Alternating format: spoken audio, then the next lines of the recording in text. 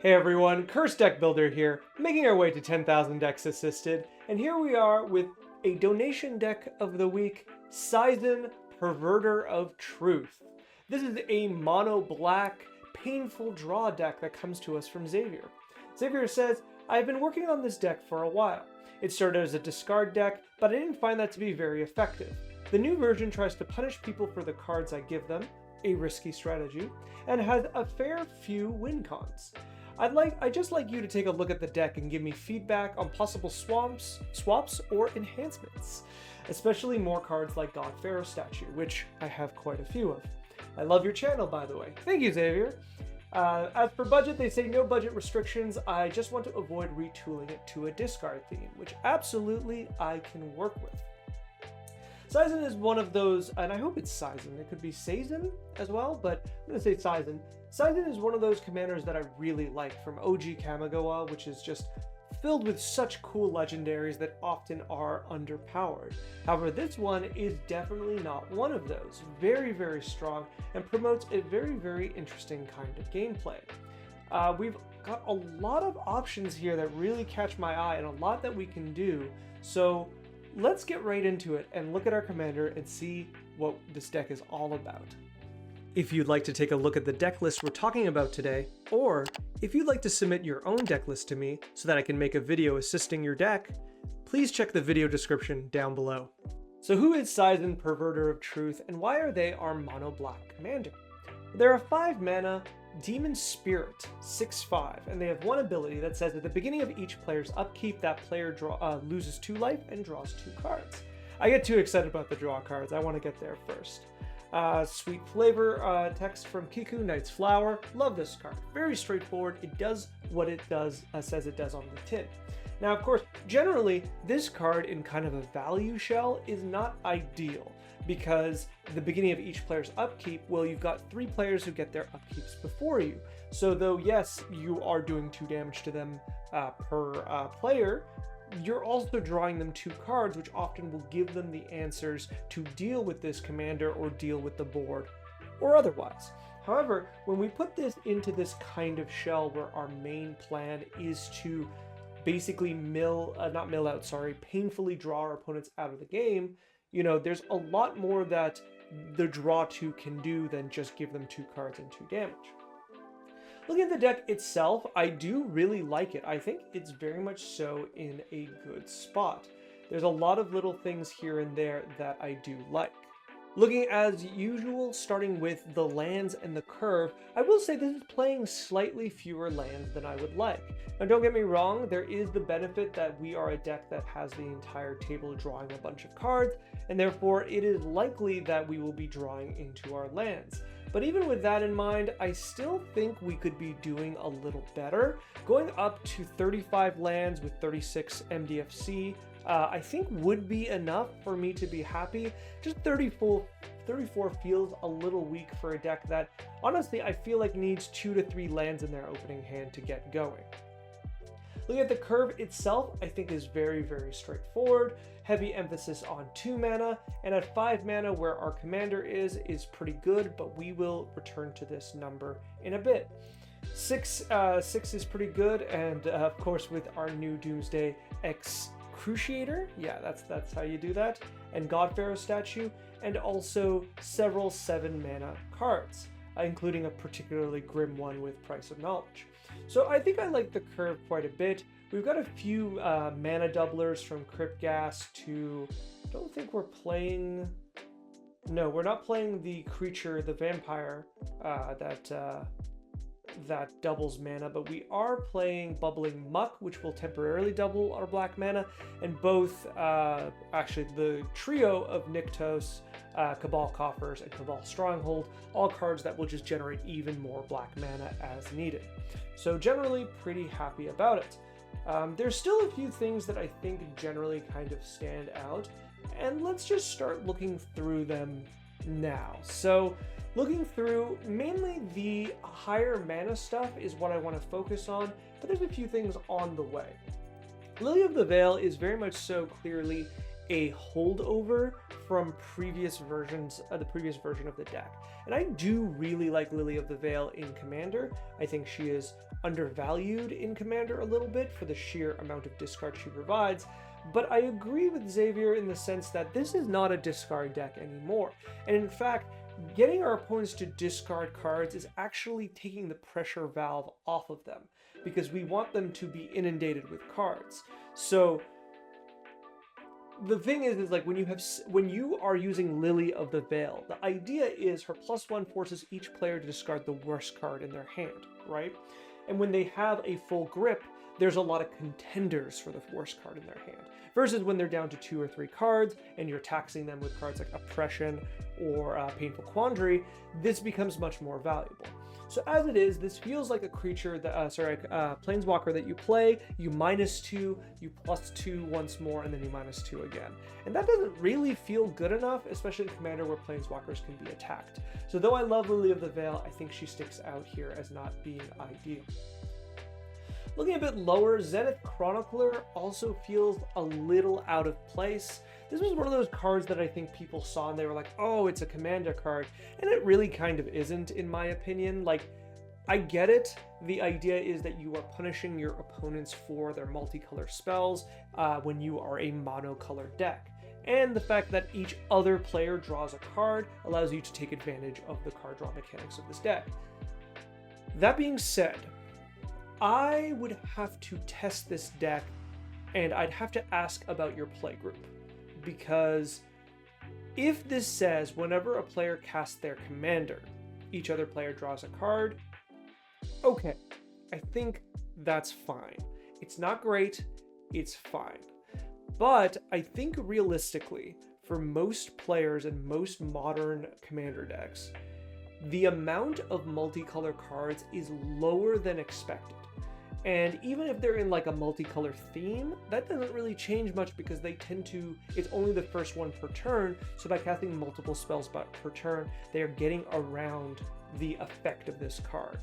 And it being a 3/1 means it doesn't block or attack well, and generally I think I'm uninterested. I think the kind of nail in the coffin for Zenith Chronicler is the fact that it's because you're a monocolored deck, because if you were at least multicolored, you could trigger this yourself, forcing your opponents to draw, triggering a bunch of cards here, but you can't even do that, which makes me think, you know, overall, not great.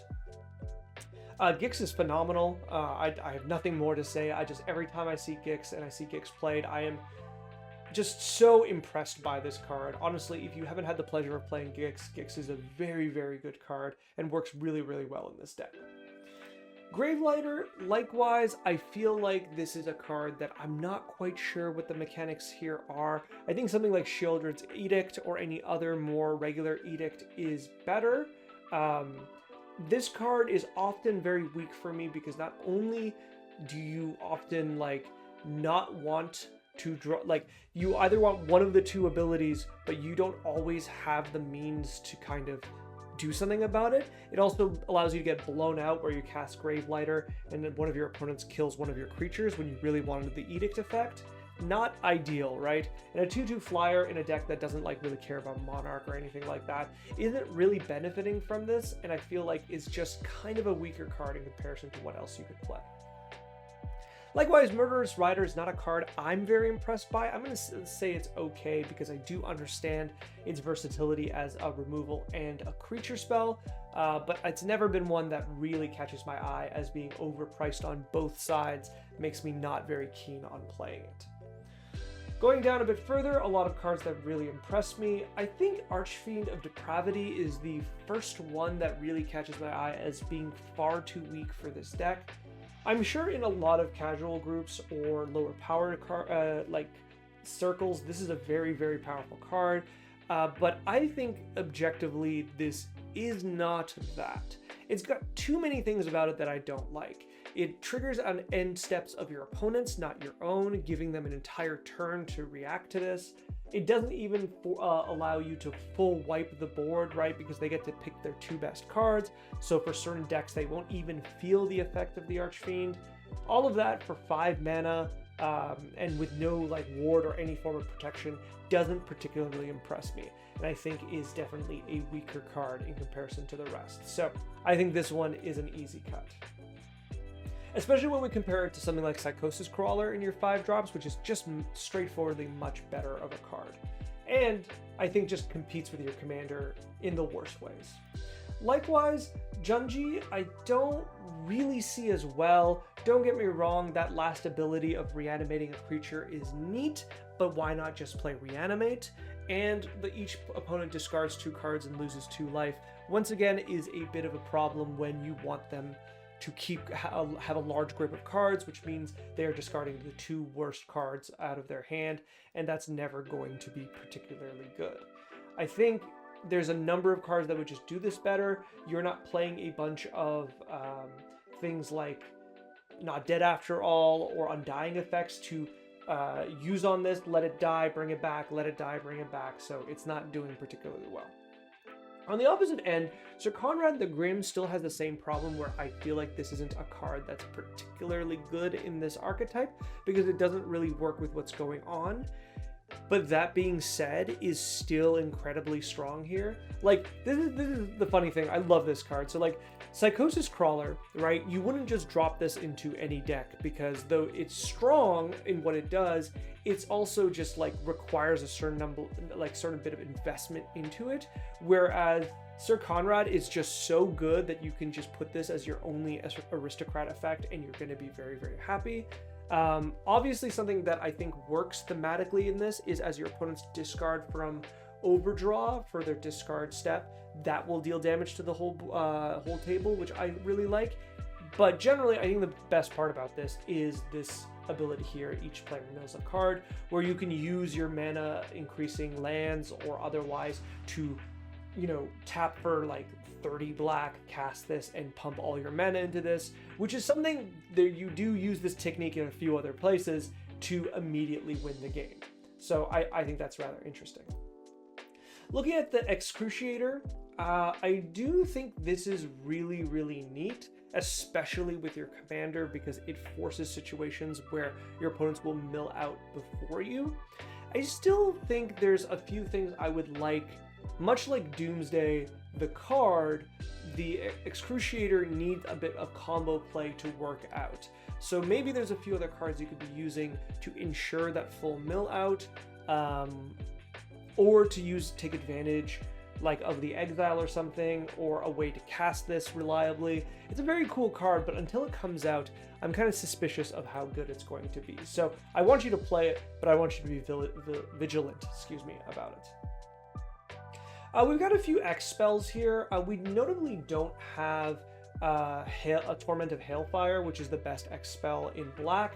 So I don't know if that's a budget thing, because it is an expensive card, but it's a very, very strong card.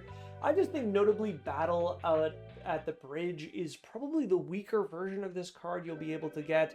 Not something that particularly interests me and could be just, just targeted removal will just be better than this. Dampening Pact, I do appreciate works very much in theme and is a really good finisher, but I do think requires a tremendous amount of mana to be good, whereas something like Exsanguinate is just good, right? Like, you put 5 into X here, and you are incredibly happy with the results, whereas something like Dampening Pact, you can't just put 5 into this. If you're not targeting yourself, you are going to be targeting someone else, and you need other cards on the battlefield to get that, for that 5 to do something even more meaningful, because otherwise an opponent's going to be like, I would love to draw 5 cards for 5 life, right? So at sorcery speed too, so they don't even have to discard till their turn. So this is cool, but is definitely somewhat weaker.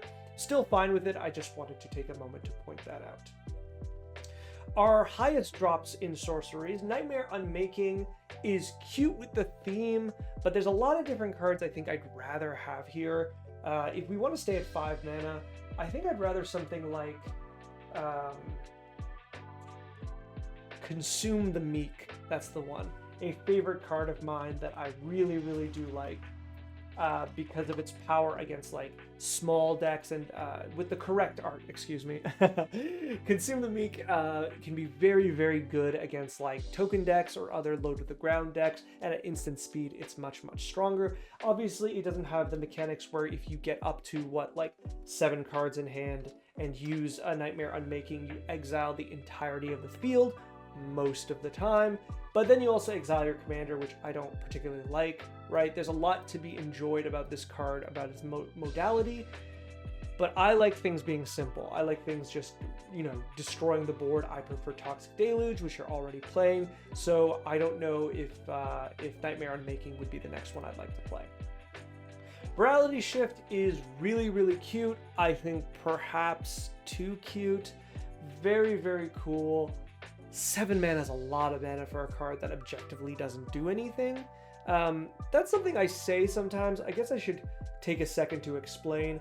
I mean to the board. I mean to the board state, to people's life totals, and to card advantage. In all of those metrics, which is how I value cards, and most people value cards, Morality Shift doesn't do anything. This is a combo piece, or like a last-ditch get-out-of-jail-free card, but it's very bad at being the latter, whereas there's like 1 mana artifacts that'll do this, and it's very, very clunky at the former of being 7 mana. I'm sure there is something to be said, or a combo that I'm missing, but I don't see it, and I think it's generally just much weaker than the other options we have here, namely Peer into the Abyss as our other 7-drop, which is way, way better. Looking at our instants are very, very good. I'd like you to play Dismember if you can. I've been kind of really on Dismember lately as Black's 1 mana, like 1 mana removal that hits a bit further than like Defile, Fatal Push. So don't get me wrong, Defile is very good here, but I really do like Dismember if you can fit it in, and I would definitely like it over Erebos' Intervention, which though is very good when you are ahead or late neutral. It's particularly bad when you're behind or cut on mana, which is something that can happen here. So I think Dismember would just be cleaner.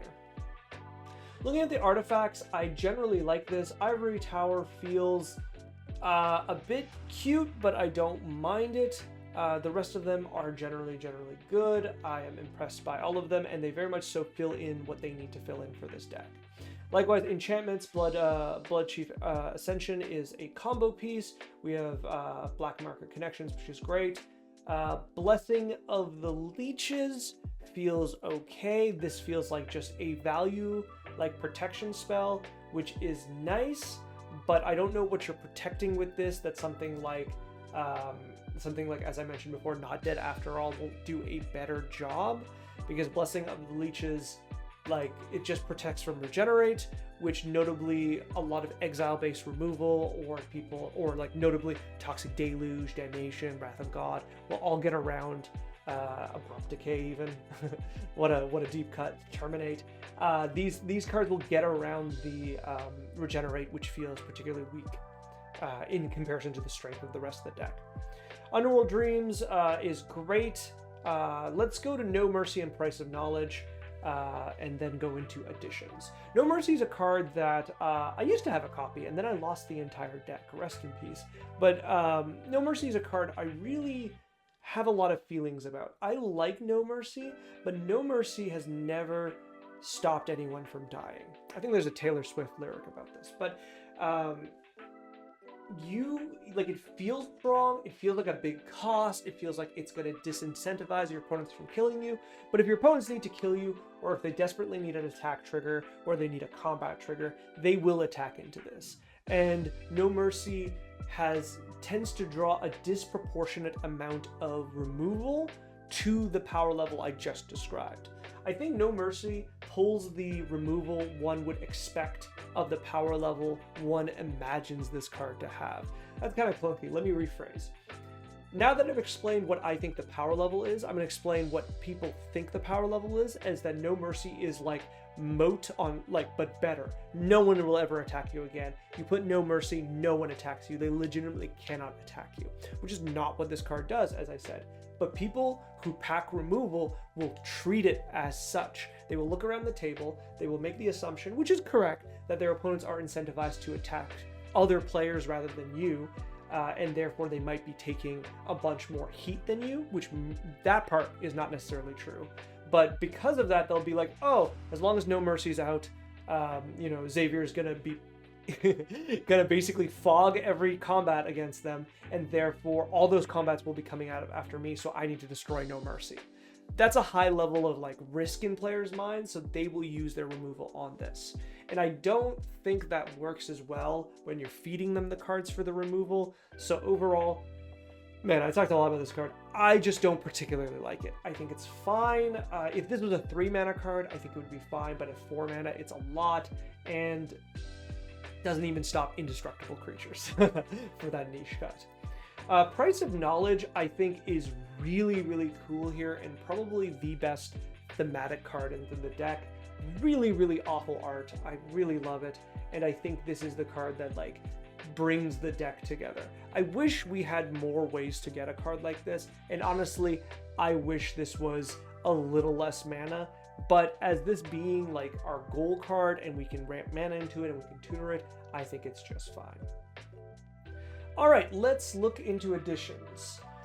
So for additions, the first half I wanted to stay on the painful draw theme, and the second half I wanted to answer the question of more God Pharaoh's, Statue of the God Pharaoh type cards. So Dark Deal, not too interesting, definitely too expensive for what it is, just never has really been reprinted outside of what is arguably a very cool looking secret lair. Dark Deal is just the mono black wheel that forces everyone to go down a card except for you, that goes down 2 cards. Very, very strong, amazing kind of like finisher to all of your setup, where you put out all your Underworld Dream effects and your Bowmasters and all that, then you slam Dark Deal and you're doing a ton of damage. Very, very strong. Teferi's Puzzle Box is very, very similar, also just a little too expensive for my taste, but still a very interesting card, which basically does not, oh no, it does wheel, right? They don't put away, I'm thinking of, there's a jar or something that hides people's hands for the turn, but Teferi's Puzzle Box straight up just says, you know, at the beginning of each player's draw step, they wheel, except for nothing goes to the graveyard, and they get that many draws, which is just very, very powerful, very, very strong, and very disruptive, I might add. There's a lot to say of, like, you know, overdrawing your opponents.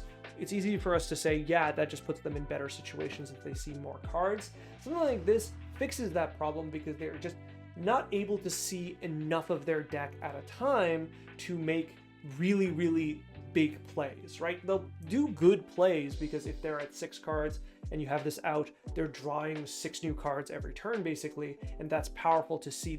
You know, if you play the best card out of those 6 every turn, you're getting ahead, but it's not enough to like completely see the, like, if you drew 20 cards, this is from my experience of playing Necropotence, you need to draw like 10, 15, 20 cards to have everything you need. So this is disruptive in a way, in addition to the damage it does with your other cards. So I think this is a very easy addition. Another card that's just way too expensive for what it does is Master of the Feast. This one has only been printed once, and I don't know to what degree I really want to seriously suggest this, but I think it's pretty impressive in the fact that the draw trigger doesn't happen until your upkeep. Yes, someone could then destroy it in response, and therefore you don't get a creature for the draw, but they probably won't if you can make a deal with them or you can announce who you're attacking, and likewise you're very happy to just have a 5/5 flyer and have your opponents drawing extra cards. Really, really cool card. Sweet that it's an enchantment creature as well. Very, very fun art. I like this card quite a bit. I always think, I look at this and I'm always like, do they have 6 fingers? But no, they have 5 fingers. Scourge Familiar. Okay, this is one I wanted to add in to help your kind of main plan and your ramping plan. Scourge Familiar is a card I really, really like and gives you something to do with some of the extra cards that you yourself will have access to. You draw a bunch of lands or a bunch of spells you're not going to have the chance to cast, and you discard them to make black mana to play, you know, the other threat or the other card that you need to keep functioning. Scourge Familiar is very, very good at this, and I think a better 5-drop than some of the other 5-drops that I suggested you take out. Ward of Bones. So we're getting into the stack side of this, where we wanted more ways to kind of force our opponents to not be able to play out all the cards in their hands, not be able to take advantage of all the cards that we were giving them. And Ward of the Bones is probably the best version of this you're going to have access to. I put some other things in there that was going to basically tax your opponents, but Ward of the Bones just says can't, right? They can't play more lands than you if they have more lands than you, or if they can't play lands if they have more lands than you. They can't cast creature spells or artifacts or enchantments if you have more creatures, or you have less creatures, artifacts, or enchantments than they do. This is just a hard no. In the right setup, this can completely lock them out of certain cards of their hand, and ideally the majority of their hand. And once they're in that situation, they're stuck with a chunk of their hand that they have nothing to do with. Now, this is a two-sided sword. The other side of the sword is, now that you've shut off 5 of their 7 cards, when they need to discard to hand side or for any other discard, they have cards they can just throw away. The thing that makes that not just a straight downside or a problem is that those cards are no longer the worst cards in their hands. They are cards that are just currently the worst cards. If Ward of Bones falls, all of a sudden the cards that they've discarded to hand size or otherwise not used might be some of the more powerful cards in their hands. So I find that balances out. Obviously this is very, very good with the no maximum hand size cards, but generally Ward of Bones is just, I think, very strong, and you're going to be very, very satisfied to play this. And in certain situations, you're going to get very far ahead. This deck does run a variety of creatures, enchantments, artifacts, and does play lands to like get itself somewhere. So you're not like, it's not like balance where you're down to the point that you want to have no creatures, no artifacts, no enchantments. Obviously, you will always have one artifact with a Ward of Bones, but you can still hold down players who kind of specialize, or most creature decks. It is Commander. Most players will play at least one artifact in the game and likely to play at least one enchantment and probably a bunch of creatures, so you will get benefit from this. Looking at the rest, Thorn of Amethyst. Did you know this used to be a tremendously expensive card? It no longer is, and I'm very, very happy with it, but just this card used to be too much money for what is what is Thalia without the body, just you know, the tip of her sword, basically. Still very, very strong, very effective. It's not quite as good as the Sphere of Resistance that you're running, but it's pretty close, and you're going to be happy to play this. Same idea is that this just makes it more difficult for your opponents to play multiple spells a turn to make up for the fact of their multiple draws. Remember, this is mirrored, but you know that, and that's fine. Likewise, Dampening Sphere does a pretty good impression. Of course, here's the thing, this is much worse for you for certain numbers of your lands. However, and the reason I wanted to specify this, if your group is high power enough, you still play this. This is something that I think people sometimes struggle with in Commander, and I get it, especially if they're leaning more casual. It's like, why would you play a card that is such a nombo with key parts of your deck? And when you get to high power levels, it's because you just got to.